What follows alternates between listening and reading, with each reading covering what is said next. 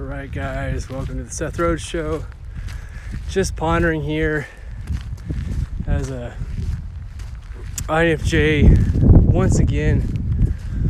I will note that I do love my day job, but loving it's not enough, it turns out. You always got to look to grow and improve yourself, and until you can pay your family's bills with ease, man, it's not the right job recipe. So you need to add something. I'm in that place. I need to add something. What would make it easy to pay the bills? What would have upside, growth potential? I think that's huge. What would use my unique gifts of what I love, like reading, speaking, analyzing. That's what I love. Reading, speaking, analyzing.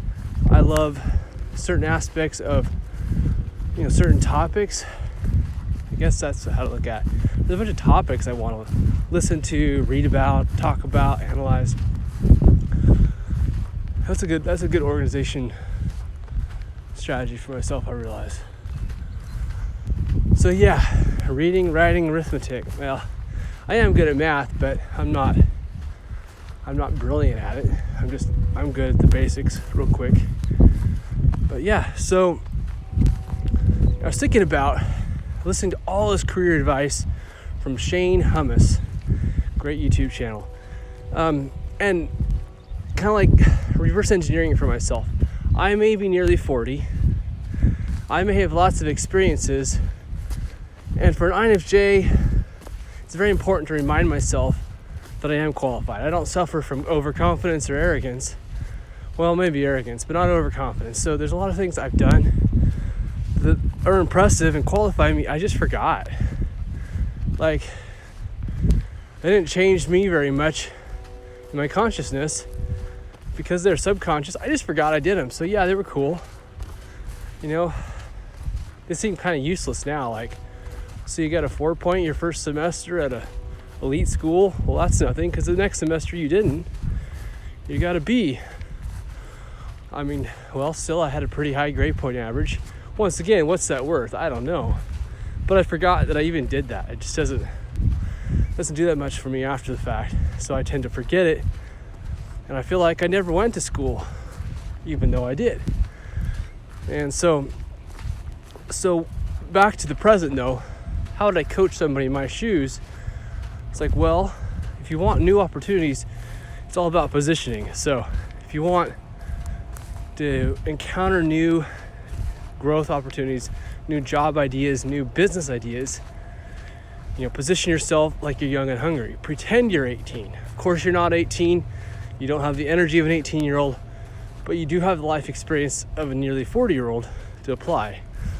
So I am a mixture of young and old. I think that's the cool thing about aging, is you have some of those youthful attributes with you still.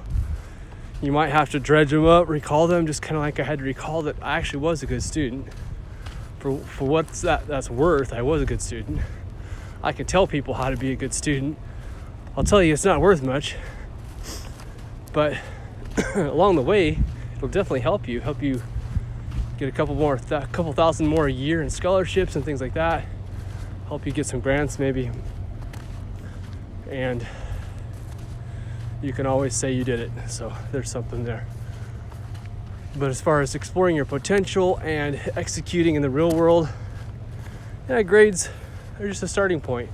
And they're not the only starting point. So I wouldn't overly focus on them. Just things that are far more important. Like your people skills, your ability to connect with people. Oh yeah, reminds me, coaching for myself, basically network, proof of concept. So I don't use social media a lot. I enjoyed being obscure. But when I really think about the scope of my life, I don't want to be obscure. I want to influence people. I want to give value. I want to create things. And I do want to interact, at least some of the time. So growing my social network actually makes a lot of sense because it's an effort. It puts me out there. And let's say I have 300 connections on Facebook. Well, if I were to grow that to 1,000, I would have more opportunities.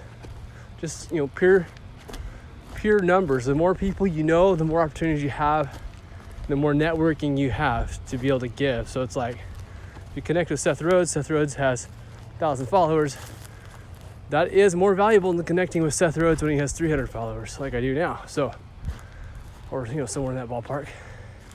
The only reason I have so few is because I just decided to kind of de-network. I thought, well, I want reality. I want purest ideals. I want everything to be in the real. Well, it turns out there's value in even growing your social network. That's what I tell myself. Be young, be hungry. Act like you're 18 and trying to start out.